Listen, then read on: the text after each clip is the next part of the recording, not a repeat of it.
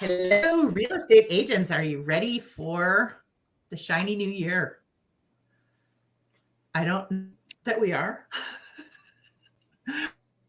We're working on it, but we always do these prediction shows, and we really always say the same thing. We don't know. We give some scenarios, and what will happen if this happens, then that will probably happen. But I think probably when we're talking to other real estate agents, the biggest thing we want to hammer is that's the right answer. We don't know. So I still see real estate agents, Danielle, saying the market's not going to crash. That's ridiculous.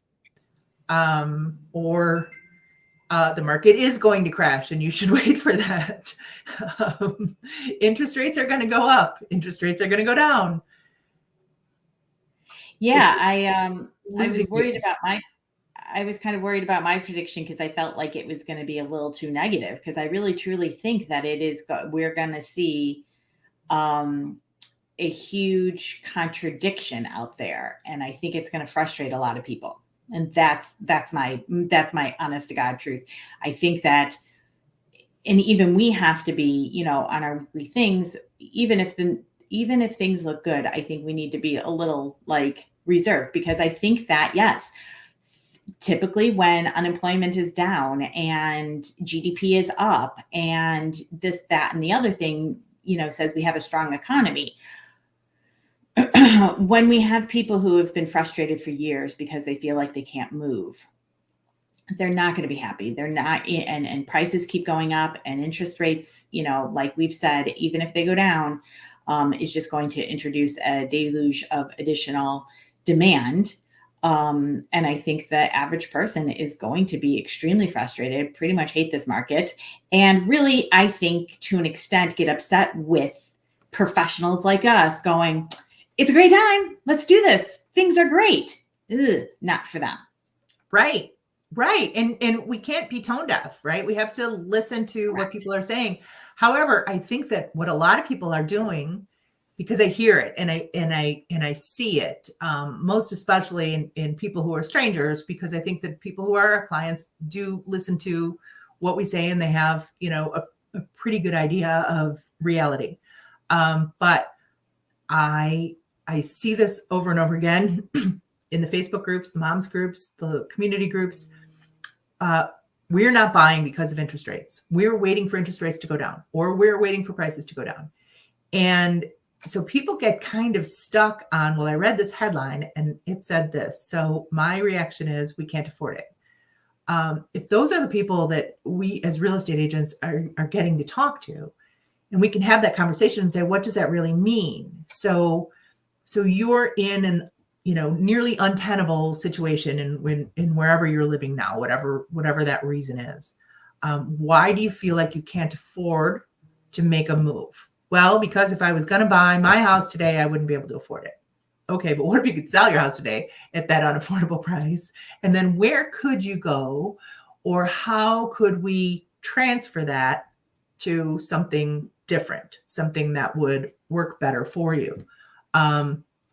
We have one of our lender partners is really good at helping people who have other debt erase that with their equity, transferring it on the way to a new home. So maybe that mortgage payment is higher, but they don't have an $800 car payment anymore, and they don't have a $1,000 credit card payment anymore at 30%. By the way. So they might be moving into a 6.5% mortgage away from their 3% mortgage.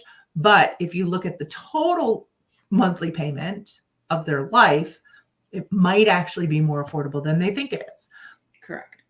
Plus, we were talking about rates going down. Like if you try to wait till rates go down to buy, you're getting savings immediately in this demand situation. I've refinanced, 10 times over my home owning life. And it's always been in a house that you can get the timing perfect if it's the house you live in, right? Yeah, absolutely. Sorry, you're breaking up. I'm not sure if it's on my end or your end. Totally. I think one of us is freezing. I don't know which one. Could be me, could be Daniel, maybe. Okay.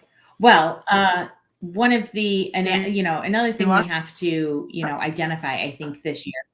Hello, can you hear me at all? Yeah. I see you blink. Well, it'll be funny if somebody on the other side can hear both of us. Oh, she's gone for a minute. Hopefully I'm not the one that's stuck.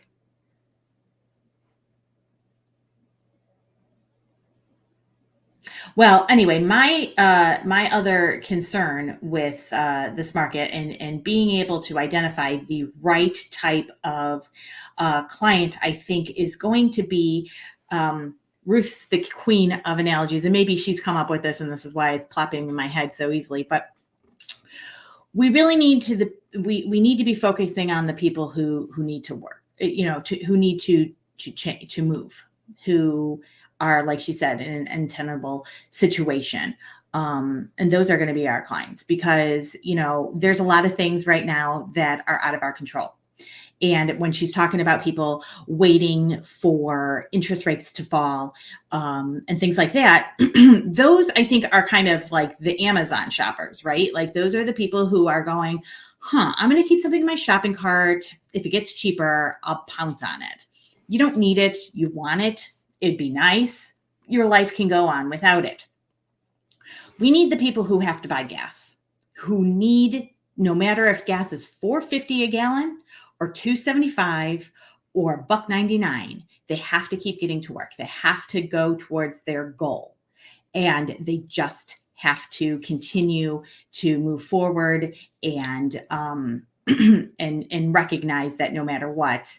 I just kept going, Ruth. Good. I just kept going too, and I didn't know if you could hear. I didn't know who was frozen, so I was talking for a long, long time until I finally got cut off. You got cut off. Okay, I thought you left. Okay. So I was using an analogy. I'm not sure if you've come up with this or it's a very loose analogy. Maybe the analogy is not even the right word, but I was comparing to the people that we have to go for this year, that our clients this year are not going to be the Amazon shoppers that put something in the cart and go, maybe I'll go down. Maybe if I can find it on Amazon shopping day or whatever, I'll do it. That's what you're talking about. The people who are saying, well, when rates go down to 5% or whatever, they're going to be, the ones who are looking at that ticker at the bottom going, like it's 100% sold out. I missed it. Right. When it gets to 500, because now everybody, or, 10% off or 5% interest rate or whatever, they're going to lose out. But it's more like every day is actually Prime Day. And so if you don't buy it now, today, if you didn't do your research ahead of time. I said, we need to be the people who need to buy the gas, that they have to buy it regardless if it's $4.50 a gallon or if it's $2.75 or it's $1.99. Like they need to get to work. They need to get it done. And that's a serious buyer. That's somebody who understands that their end goal of getting where they need to be is at the end, it is the reward, not the deal. The deal is not the reward. The discount's not the reward. The how much did I get it for or whatever. It's not the deal right now. It is the destination that has to be the end goal. You are going to be in the place you want to live. You need to live. That's what we say is should always be primary. Sometimes you can do that and get a deal too. You are right. This is not going to be the year for that to happen. And again, sellers, if you are even thinking about selling, my advice to you is to do it. This market will at some point turn. We don't know when that's going to happen.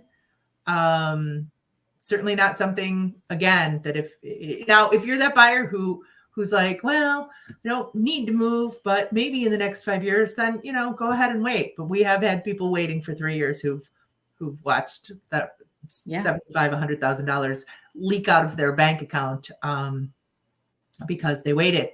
But as sellers, like this is the highest it's ever been. So, and I mean, I have one more prediction I have. I truthfully believe that even though, you know, so demand is high and supply is low, that there are going to be houses that sit.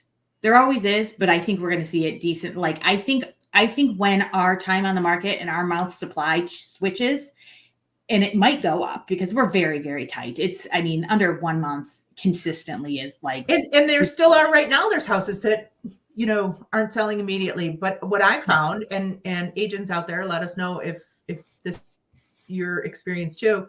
Buyers are really, really picky right now because they feel like they're, you know, they are paying absolute top dollar for everything. They want it to be everything they want. So if there's anything that doesn't check their box, if there's anything that they feel like they can do better on, they're gonna do that if they can. I absolutely believe that's the case. If we see Yeah, any I don't think switches this in is a sell time everything you market need. or in prices, I think it's absolutely going to be reflected in houses that are maybe not even short sale. Like maybe traditionally, if prices hadn't gone so high, had been a short sale, but houses that are have deferred maintenance on it, who kind of the sellers are up against the wall and need to sell in order to salvage anything. I think they're going to find a little bit harder to sell than they think when we're telling them we're going like this. Set that expectation with your sellers. Like, okay, so maybe you can't put in new countertops, maybe you can't change the flooring, but this could be really, really clean. That would help. Windows, you know, all of those things that we say all the time, those finishing touches, they really, really matter right now. Absolutely. And I think agents need to really set those expectations. I see over and over again when I'm showing with buyers, like, that, you know, they could have done just a little bit, and these buyers would have bought it. Mm-hmm. So definitely something we need to keep in mind. And then, you know, we're entering a time when sellers are going to decide that they don't need to pay the buyer's agent. I'm seeing a lot of that. And if buyers have to pay that, that's going to affect their willingness to buy that house over another one. So we just need to be upfront and help sellers understand all that goes into selling a house. Even in a severe seller's market, they can get top dollar, but they have to do the things to get there. Absolutely. So, and the I say, and I know, you know, the agents listening to us understand this, but you know, if the place has needs to be painted and it's got marks all over the walls, and it smells bad, and it feels dirty, that might cost you $5,000 to paint, but it's not a $5,000 decrease in the price. It's probably 15, Mm-hmm. right? So that's, you know, another thing that I feel like I need to help sellers understand all the time. Yeah, they might want to pick their own colors, but they're going to take a lot off of what they're willing to pay for a house that feels this way. Yeah, absolutely. All right. So give us your comments. Comment on this if you're watching it later. Let us know where you're from. Let us know what it's like in your market. Is it like ours? Ours are very close, but they're very different. And we're always looking for input. I see agents across the country talking about, you know, Florida and Texas seem to be experiencing a really different market than what we are here. And I think there's a lot of reasons for that. So I'd love to know what people in different places are seeing.